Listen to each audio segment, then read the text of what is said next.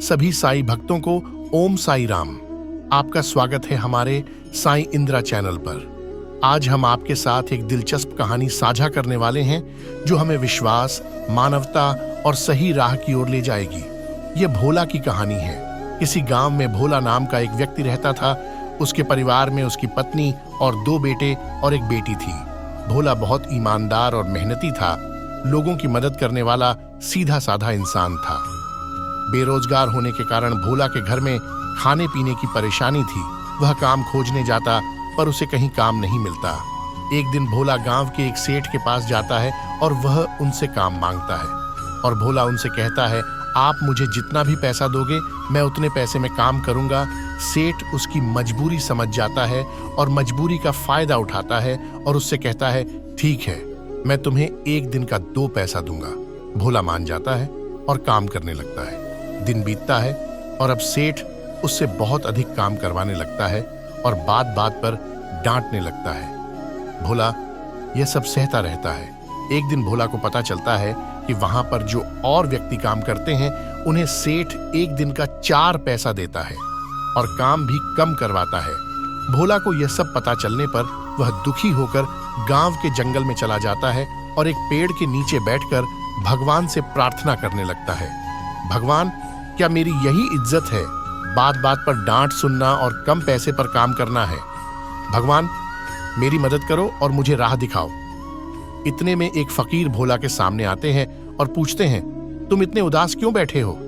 भोला उन्हें अपनी सारी बात बताता है और पूछता है, क्या आप मेरी इज्जत क्या है मुझे बता सकते हैं? यह सुनकर फकीर हंसते हुए अपनी झोली से एक पत्थर का टुकड़ा निकालते हैं और भोला को देते हुए कहते हैं, तुम इस पत्थर को बाजार ले जाओ और दुकान पर इसकी कीमत पूछो, पर याद रखना तुम्हें इसे बेचना नहीं है। भोला उस पत्थर को लेकर बाजार जाता है। वहां उसे एक फल वाला दिखता है और वह उसके पास जाता है और पूछता है, इस पत्थर की कीमत क्या है? क्या तुम मुझे बता सकते हो? फल वाला उस पत्थर को देखकर सोचता है, चलो ये पत्थर मेरे फल तौलने के काम आएगा। यह सोचकर वह उसे उसकी कीमत 2 पैसा बताता है। यह सुनकर भोला अब एक मांस बेचने वाले व्यक्ति के पास जाता है और उसे उस पत्थर की कीमत पूछता है। वह उसकी कीमत 4 पैसे बताता है। अब भोला घूमते घूमते एक सुनार की दुकान पर पहुंचता है। वह सुनार उस पत्थर को देखकर सोचता है, यह कोई मामूली पत्थर नहीं है। यह सोचकर वह सुनार उस पत्थर की कीमत 20,000 रुपये लगाता है।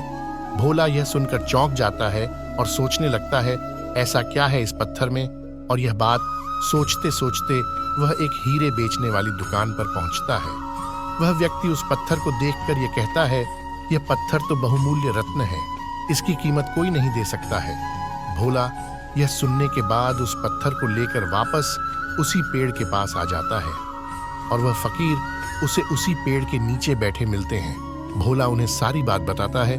तब फकीर उसे समझाते हुए कहते हैं, जब तुमने इस पत्थर को फल वाले को दिखाया वह इससे परिचित नहीं था, इसलिए उसने इसकी कीमत 2 पैसा लगाया। जब तुम मांस बेचने वाले के पास गए तो वह भी इस पत्थर को नहीं पहचान पाया और उसने 4 पैसे देने को कहा। और जब तुम सुनार के पास गए तो वह इस पत्थर को पहचान गया और 20,000 देने को तैयार हुआ। और जब तुम हीरे बेचने वाले की दुकान पर गए तो वह इसकी असली पहचान कर सका। इंसान की कीमत भी इस पत्थर की तरह है, निर्भर करता है सामने वाले की नजर और उसकी आवश्यकता पर। तुम जिस सेठ के घर काम करते हो वो तुम्हारी मजबूरी का फायदा उठा रहा है, उसे तुम्हारी जरूरत नहीं है।